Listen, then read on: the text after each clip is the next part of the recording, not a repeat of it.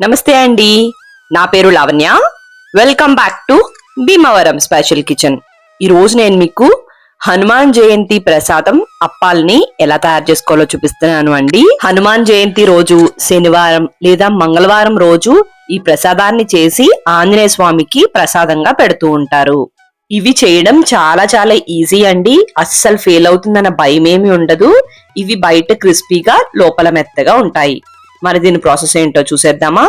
ముందుగా దీనికోసం ఒక మిక్సింగ్ బౌల్ తీసుకుని దాంట్లోకి 1 కప్పు దాకా కూడా బియ్యం పిండి, 1 కప్పు దాకా కూడా గోధుమ పిండి, అలానే 1 కప్పు వరకు కూడా బొంబే రవ్వ లేదా ఉప్మా రవ్వని వేసుకోవాలి.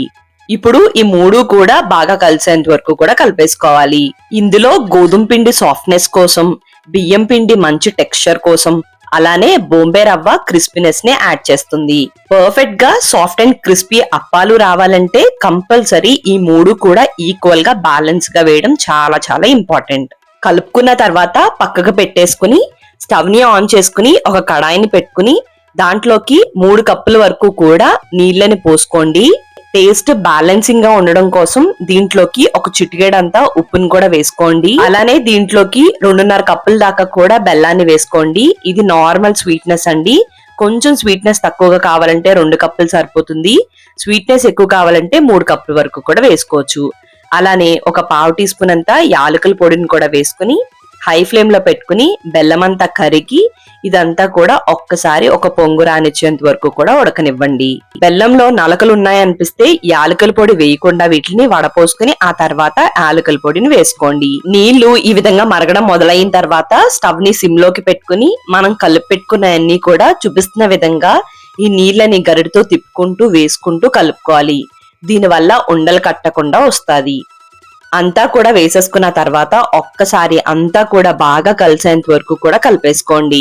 ఆ తర్వాత దీంట్లోకి ఒక 2 టీ స్పూన్ల దాకా కూడా నెయ్యిని వేసుకుని మరొక్కసారి కలిపేసుకుని సిమ్ లో మాత్రమే పెట్టుకుని ఒక 3-4 నిమిషాల పాటు మూత పెట్టుకుని మగ్గించుకోండి. 3-4 నిమిషాల తర్వాత మూత తీసుకుని మరొక్కసారి కలిపేసుకుని చేతికి కొద్దిగా నెయ్యి గాని నూనె గాని రాసుకుని కొద్దిగా తీసుకుని ఉండ చేయడానికి ట్రై చేస్తే అది స్మూత్ గా అవితే గనక ఇది రెడీ అయిపోయినట్టండి. ఒక్కసారి కన్సిస్టెన్సీని అబ్జర్వ్ చేయండి. అది మరి పాకంలా ఉండకూడదు, ఈ విధంగా ఉండాలి. వెంటనే స్టవ్ ని కట్టేసుకుని దీన్ని వేరొక బౌల్లోకి ట్రాన్స్ఫర్ చేసుకుని కొద్దిగా గోరువెచ్చగా అయ్యేంత వరకు కూడా పక్కకు పెట్టుకోండి. కంపల్సరీ మూత పెట్టుకోవాలి, లేదంటే పైన అంతా కూడా డ్రైగా అయిపోతుంది అన్నమాట. మళ్ళీ ఒక్కసారి చేతికి నూనె గాని నెయ్యి గాని రాసుకుని అంతా కూడా కలిసేంత వరకు కూడా బాగా కలిపేసుకోండి. 1-2-3 నిమిషాల పాటు బాగా కలుపుకుంటే ఎక్కడైనా ఉండలు అవి ఉంటే గనక అవి కూడా స్మూత్ గా అయిపోతాయి. ఆ తర్వాత వీటిని చిన్న చిన్న బాల్స్ లాగా తీసుకుని అప్పాల్లాగా రెడీ చేసేసుకోవాలి. మీకు ఏ సైజులో అప్పాలు కావాలంటే ఆ సైజుని బట్టి ఉండని తీసుకోవాలి అండి. ఇవి చేసుకుంటున్నప్పుడు మరీ ఫ్లాట్ గా కాకుండా మరీ లావుగా కాకుండా చూసుకోండి.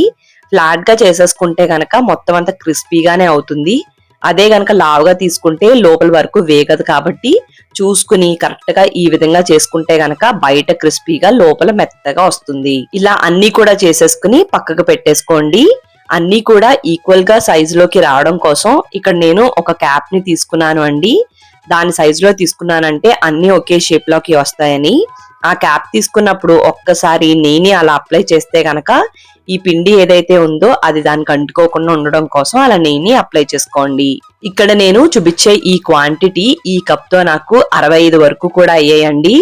ఇది నార్మల్ గా ప్లేట్ లో గాని బౌల్లో గాని ప్రసాదం లాగా పెట్టొచ్చు, లేదంటే ఒక దండలాగా చేసుకుని ఆ దండని ఆంజనేయ స్వామి మెడలో కూడా వేస్తారండి.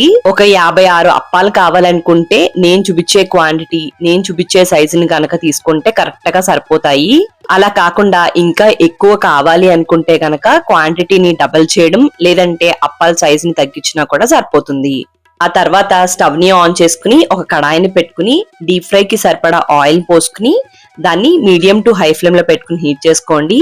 ఇది బాగా హీట్ అయిన తర్వాత రెడీ చేసి పెట్టుకున్న అప్పాలన్నిటిని కూడా దీంట్లోకి కడాయికి సరిపడా అన్ని కూడా వేసేసుకుని మీడియం టు హై ఫ్లేమ్ మీద వీటిలన్నిటిని కూడా వేగనివ్వాలి.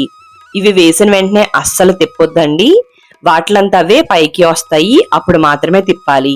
అవి గనక పైకి రాలేదు అంటే మాత్రం ఆయిల్ అనేది కరెక్ట్ గా హీట్ లో లేనట్టు. పైకి రావడంతో పాటు ఈ విధంగా లైట్ గా పూరిలాగా పొంగుతాయి. ఇలా పైకి ఇలా పొంగిన వెంటనే వీటిని రెండో వైపుకి టర్న్ చేసుకుని రెండో వైపుని కూడా మంచి కలర్ వచ్చేంత వరకు కూడా వేయించేసుకోండి. ఇవి బెల్లంతో తయారు చేసాం కాబట్టి మనం బయటికి తీసిన తర్వాత కలర్ అనేది ఇంకొంచెం డార్క్ అవుతుంది అండి. రెండు వైపులా కూడా ఈ విధంగా మంచి గోల్డెన్ కలర్ రాగానే స్టైనర్ సహాయంతో తీసేసుకోండి.